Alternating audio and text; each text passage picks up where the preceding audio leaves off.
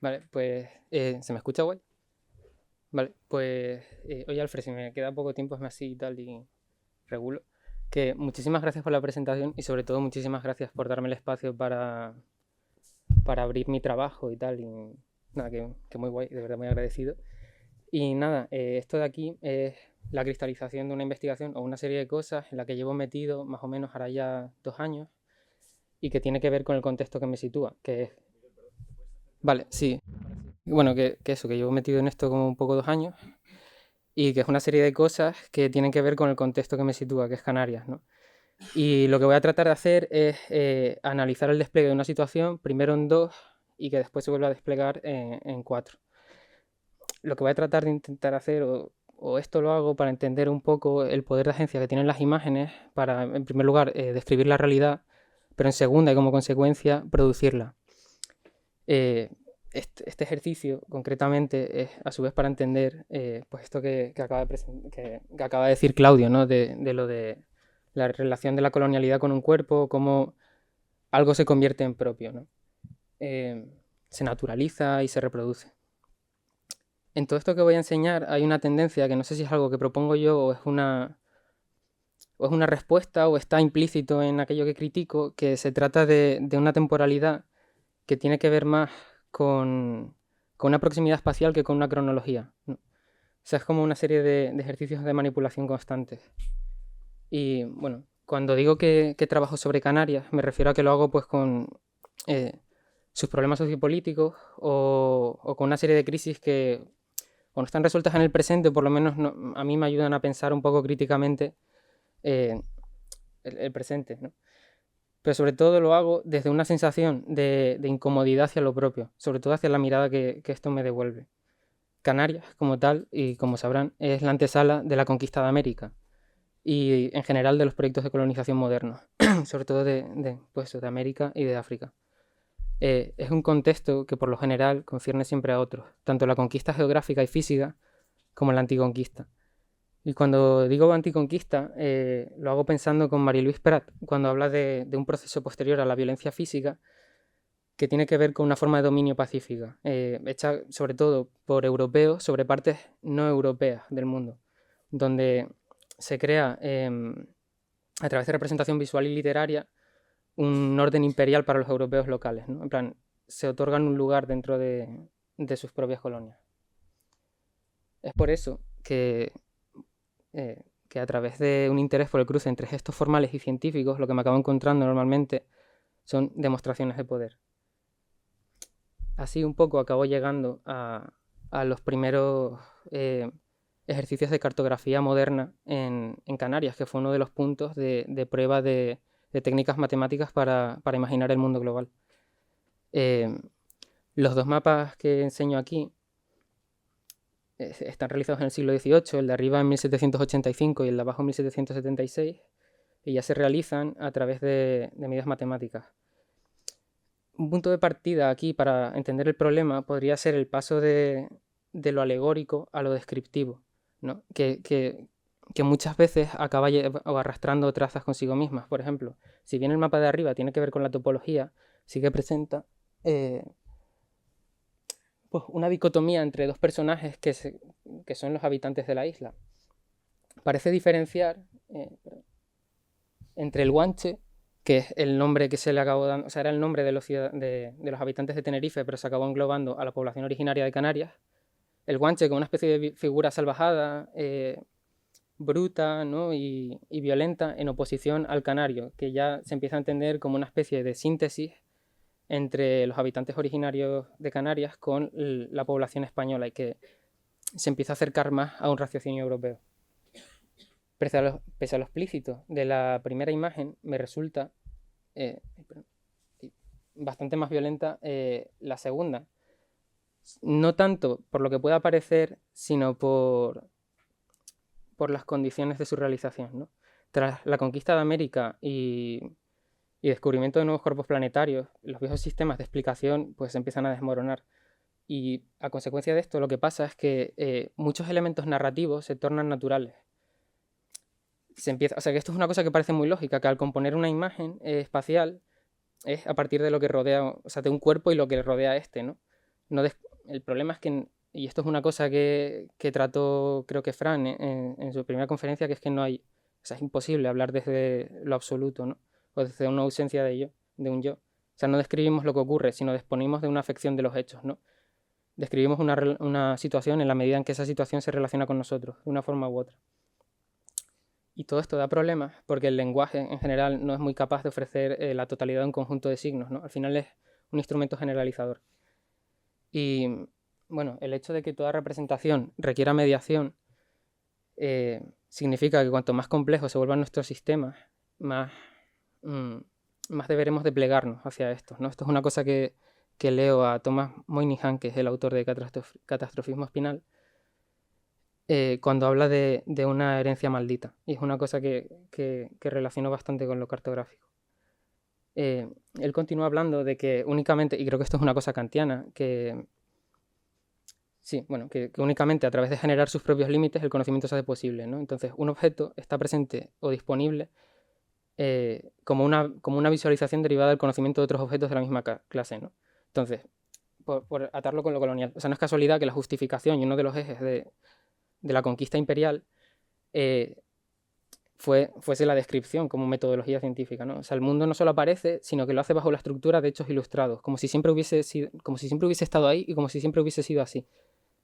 Lo que hace es incorporar como modos de vida que ya estaban como a su propia línea temporal, ¿no? O sea, aparecen como signos. Esto es que todo lo que aparece lo hace como necesario.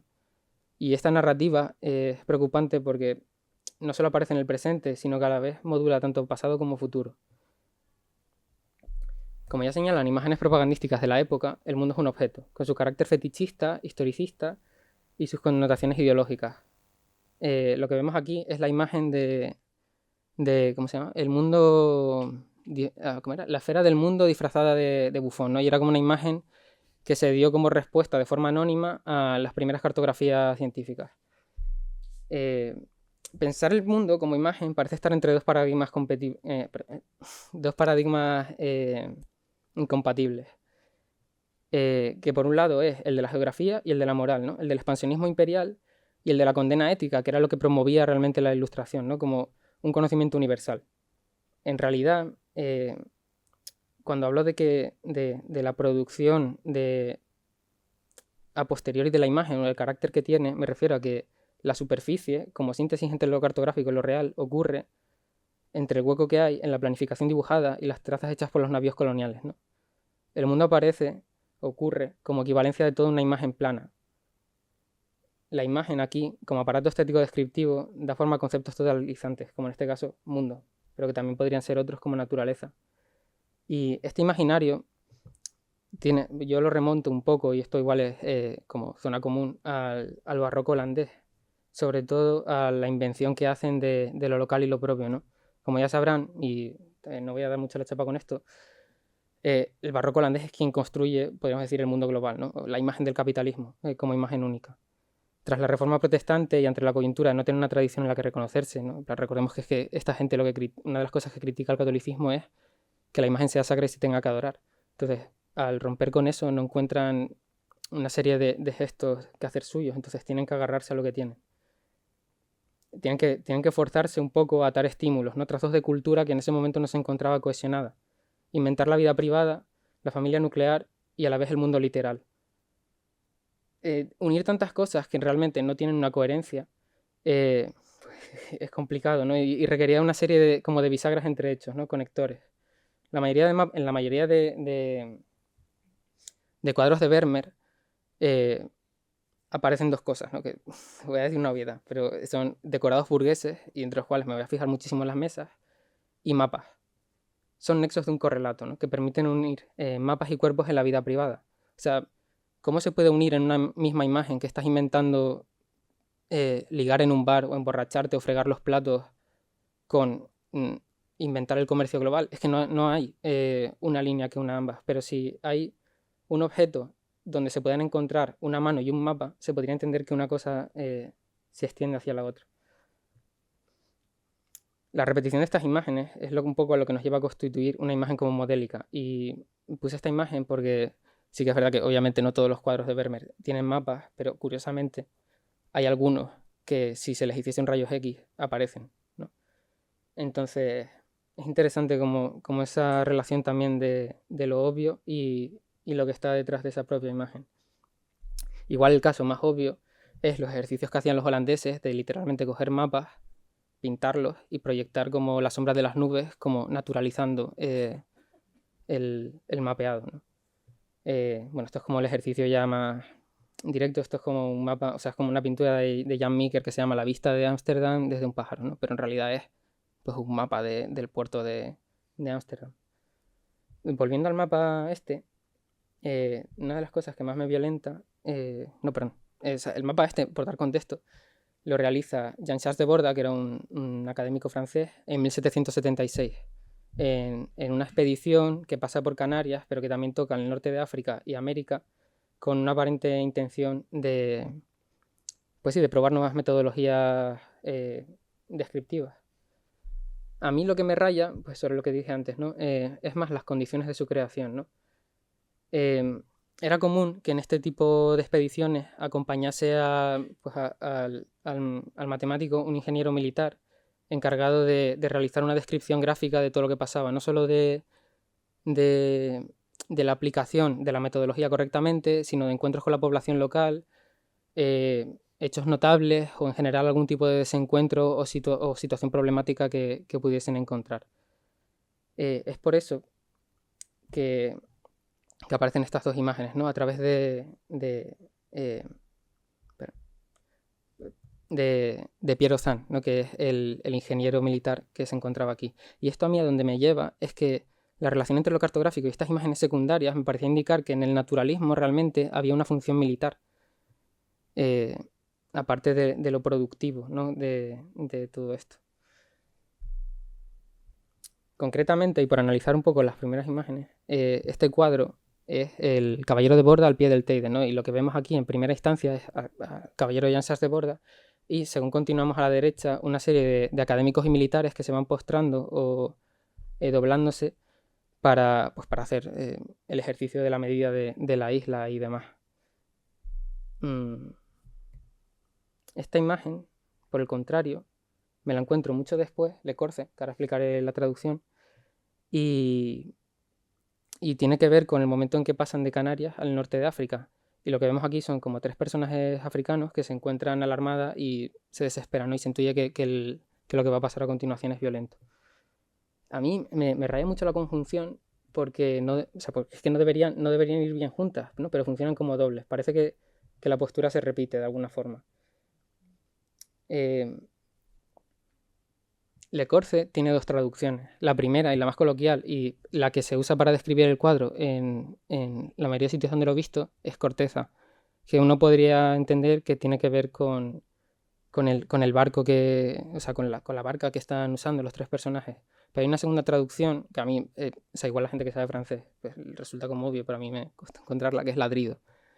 Y al aplicarla al cuadro, como descripción, a mí a donde me llevas a pensar que lo que están haciendo los tres personajes es precisamente eso, ¿no? Y me parece interesante el poder narrativo del título. O sea, aquí es como un personaje que en su momento más desesperado no es capaz de enunciarse, ¿no? Por lo que sale de su boca no es lenguaje, sino una especie de alarido animal. El desplazamiento yo creo que es un poco lo que permite las posturas, ¿no? O sea, la distancia que hay entre el Pey del Teide y la costa más cercana de África es de poco más de un centenar de kilómetros. Por eso me da la sensación de que esto se trata como de un pliegue, ¿no? Que es como la repetición de los cuerpos en los cuadros.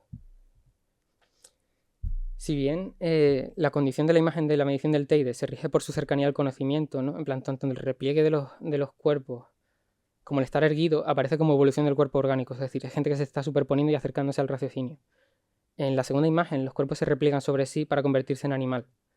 Más allá de la incomodidad de la identificación del cuerpo como salvaje, este gesto naturalista me preocupa por su encuadre, ¿no? Su capacidad descriptora, la ausencia de un marco a priori que hace de la imagen un fragmento de lo real, que continúa fuera de la imagen. O sea, el tema del circuito también donde se mueve y de que esto tenga un carácter científico, lo que hace es actuar como productor de realidad, a mi parecer.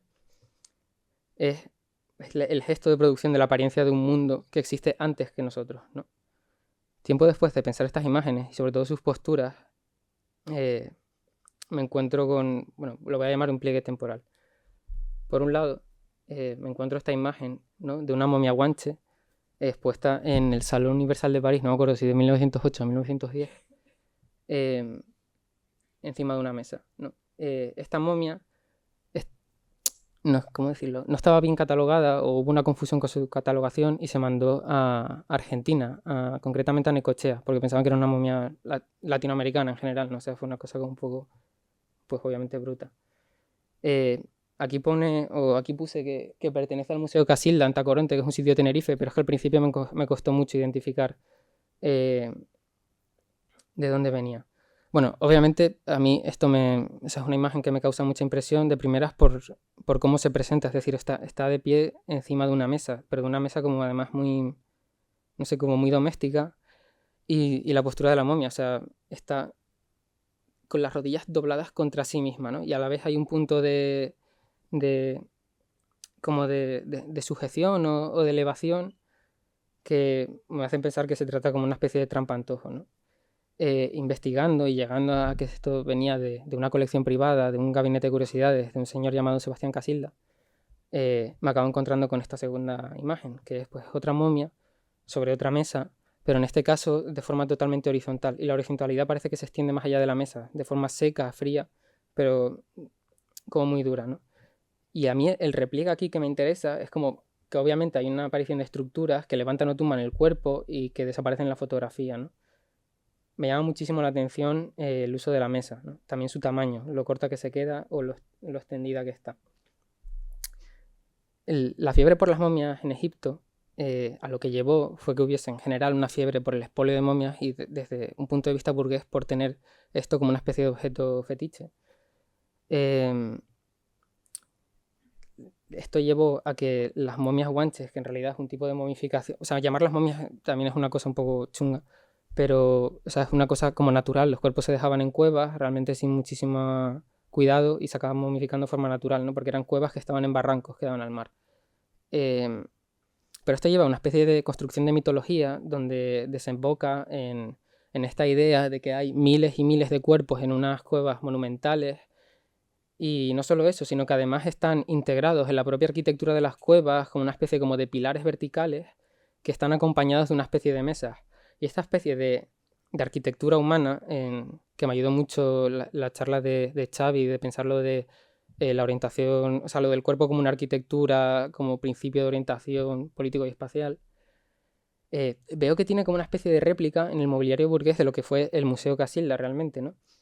Como que las mesas expositivas aquí me parecen como una especie como de mecanismo posesivo, ¿no? Como otra vez el tema de conectores del relato, que lo que hacen es como proponer una serie de movimientos o de coreografías coloniales como una razón de ser, ¿no? Como lo que hacen es construir lo propio.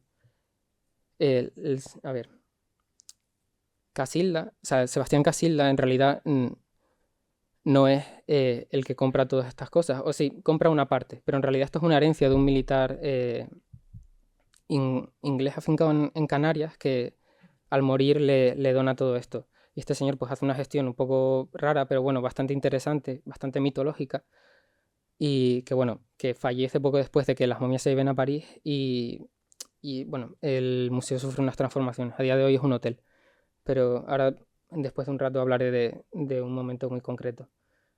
Y a mí el extrañamiento, o hay como una especie de clic con respecto al extrañamiento que sucede a continuación, ¿no? Consultando archivos, textos y memorias sobre todo de viajeros que pasaban no solo por la isla, sino por el museo concretamente, varias veces, aparecen discusiones sobre la postura de la momia. No sobre la postura per se, porque esto se consideraba como una cosa como muy fenomenal, sino que hay cambios de la postura en distintos momentos de las visitas, ¿no? Al hablar con varios investigadores de Canarias, va apareciendo primero como anécdota y después como posibilidad seria la historia de que algunas de las momias que se conservan en el Museo de Naturaleza y Antropología, que son herencias de la colección de este señor, se trataba de ensamblajes. Vale, cuando digo que son ensamblajes es que, y esto después fui encontrando un hilo de donde tirar, es que era común que que la burguesía como menos adinerada de Canarias lo que hiciese fuera pedirle a pastores y cochincheros, que era gente que se bajaba por los barrancos para pillar cochinilla, eh, como que si encontrasen restos o lo que fuera por el fondo del barranco o en una cueva, se los diesen a ellos para hacer una especie de estructura interior, coserle pues telas y exhibirlas como momias completas. Esto llega al punto de que me encuentro una anécdota que me parece como visceral, en la que pues Sebastián Casilda le pidió a un cochinchero que bajase por un barranco, un niño, ¿no? Por un barranco, entrase en una cueva y lo que encontrase lo subiese. Y se sabe que encontró como un trozo de torso, como una pierna, un brazo y una momia entera de un bebé. Y el tema es que no, o sea, que no tenía nada para llevárselo. Entonces lo que hizo fue quitarse los pantalones y colocarse el torso y las piernas aquí y llevar al niño aquí. Y me parece que, o sea, por un lado ya me parece como suficientemente, bueno, evocador o lo que sea, la idea de la construcción de un cuerpo para construir la narrativa y lo propio de un sitio, pero ya su relación no solo con lo muerto como reflejo de la mirada, sino su relación con lo vivo, ¿no?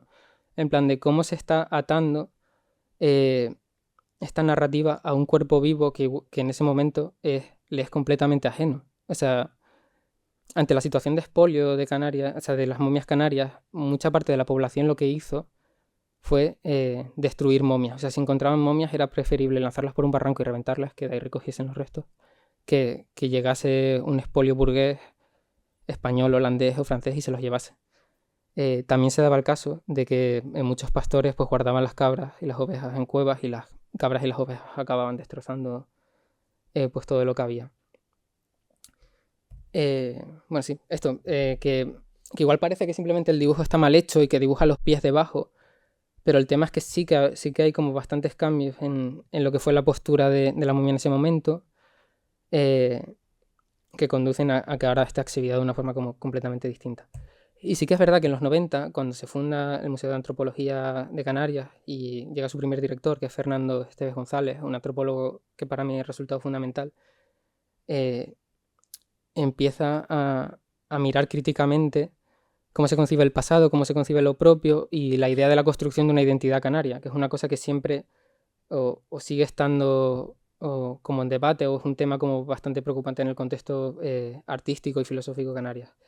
Y se realiza lo que se llaman como los mummy studies, como los estudios de momias, y como una cosa como muy, no sé, como de la filosofía de los 90, ¿no? Pero manda a realizar radiografías a todas las momias y efectivamente se encuentran estructuras como palos, bastones y demás que hacen de unir entre hueso y hueso. Aquí las estructuras como material me parece que hacen de cohesión del relato colonial, ¿no? También se usaba pues eso, como bastones de los propios burgueses que ataban con un par de cinturones y colocaban ahí y ataban como pudiesen, tal. La producción de territorio que veíamos en los cuadros tiene su repliegue en la producción de cuerpos, de posturas, ¿no? Es un gesto como muy escultórico y a mi parecer casi empático. Y cuando digo aquí empático no me refiero a una cosa como afectiva, sino a una cosa como de camuflaje y mímesis, ¿no? En plan, se está generando una imagen que captura el deseo del sujeto que lo mira, ¿no? La mirada que devuelve es como la de lo propio. Bueno, y por hablar de consecuencias de todo esto, a mí esta investigación y encontrar todo esto me pilla en TEA, en Tenerife. Y bueno, no puedo decir cómo, pero me acabo enterando que el Museo de Antropología, que es donde se guardan todas estas momias, que es contiguo al TEA, no tiene almacén. Y en un momento dado se llegó a un acuerdo con el TEA para que se pudiesen guardar las momias en los almacenes del TEA, perdón, que no lo he explicado, que es un museo de arte contemporáneo. Entonces consigo el permiso para bajar a esa parte de los almacenes y en una sala contigua a unos peines de pintura moderna hay unos archivadores donde si uno tirase de los archivadores lo que se encontraría son restos momificados, que me parece que vuelve a unir otra vez todo el tema tanto de la construcción visual y descriptiva como o el carácter político que puede haber en el gesto pictórico como con la construcción de un cuerpo.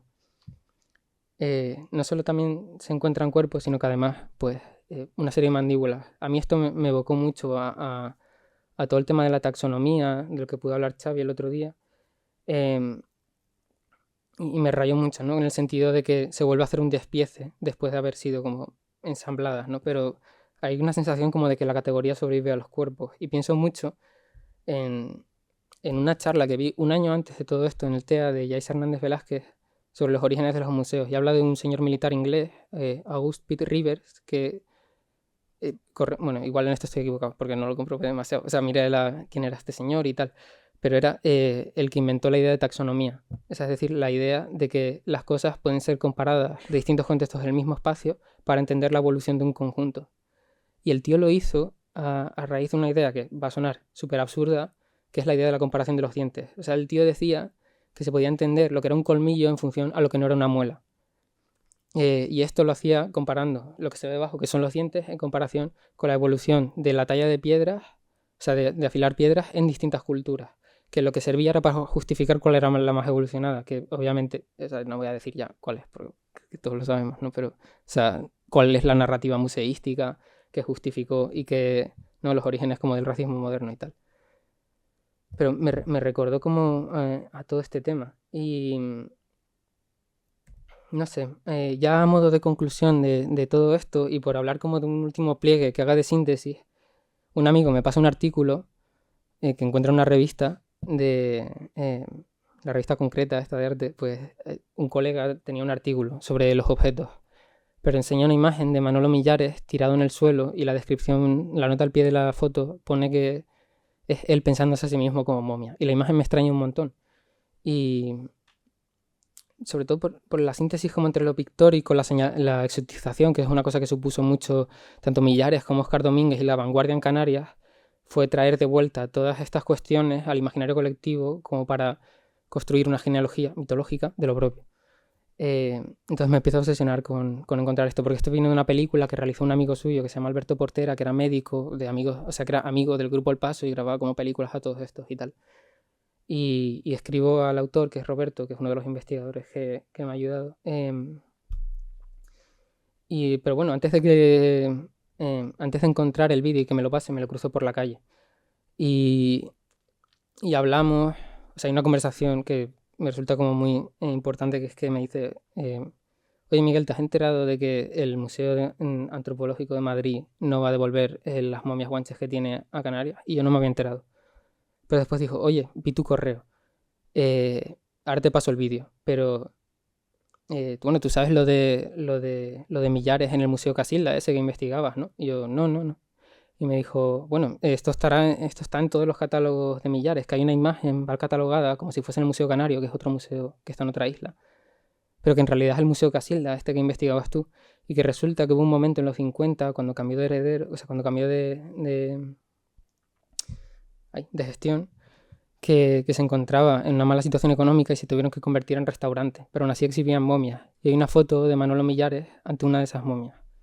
En ese momento, que estaba en dirección al TEA, me pegué como horas y horas mirando catálogos porque no aparecía en ningún lado, pero como al séptimo o octavo catálogo efectivamente aparece esta imagen mal catalogada. Eh, y de repente como que todo tiene como un triste pliegue o como una cosa que en el fondo no me gustaría haber encontrado, ¿no? Que es como todo esto de la exotización encaja y se hace realmente propio, ¿no? Eh, y es un poco por aquí donde lo quería dejar, como, pues sí, la unión a través de Millares, que esta figura como mitológica también de tío y tal, como ¿no? De representación, naturalismo, postura y colonialidad. Y bueno, tengo el vídeo por aquí, o sea, no, a ver, perdón, el vídeo me lo pasaron entero, no lo puedo enseñar porque es como de los herederos de Alberto Portera, pero tengo como una parte de 2 minutos para que veamos un poco. Ahí yo lo tengo en descarga.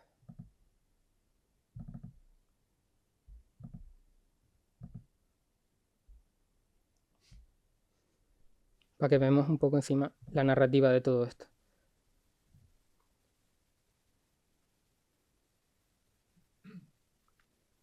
Que también para que vean que es una cosa como totalmente impostada, porque es una cosa que se propone desde fuera, ¿no?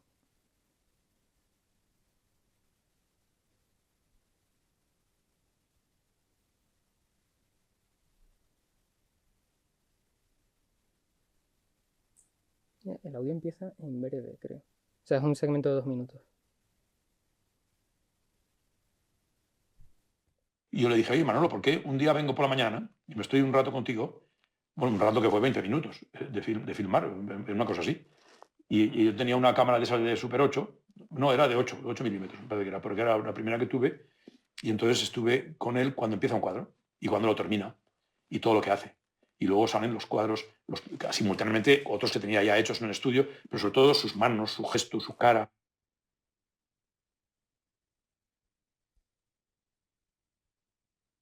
Un rato, porque evidentemente estamos viendo sus ojos.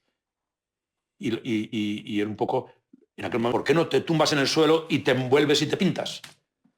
Pues se quedó así, se tiró largo en el suelo, se empezó a envolver, se empezó a coser con esa aguja enorme y unas cuerdas, se ató, se hacía agujeros, se ponía falos, y luego se empezó a pintar de negro por las manos, por la cara, por el hombro, y se quedó hasta que al final se quedó agotado. Pero se quedó agotado porque se agotó. O sea, en la película es que no es que se quedara agotado porque dice, ya lo he terminado, no, es porque se quedó sin energía. Esa energía que te digo que él acumulaba dentro y tenía que salir de alguna manera, salió al verse él mismo, sentirse, más que verse, sentirse él mismo dentro de ese guanche solidificado por las arpilleras ya de tantos siglos envolviéndolo. Bueno, pues un poco lo querría dejar por aquí. Y eso, que toda esta chapa la he soltado, pero que en realidad también no es solo mía, sino que es de muchos investigadores y artistas que me han ayudado a pensar esto, como Larisa Pérez Flores, Roberto Gil Hernández, el propio a David Besto lo entrevisté una vez como para que me diese como opinión de esto y que me ayudó a pensar mucho esto. Y sobre todo, de una artista y amiga personal, Carla Marzán, que me ha acompañado a lo largo de todo este proceso y me acompaña en cada pensamiento que tengo con respecto a todo esto. Y nada, pues muchas gracias.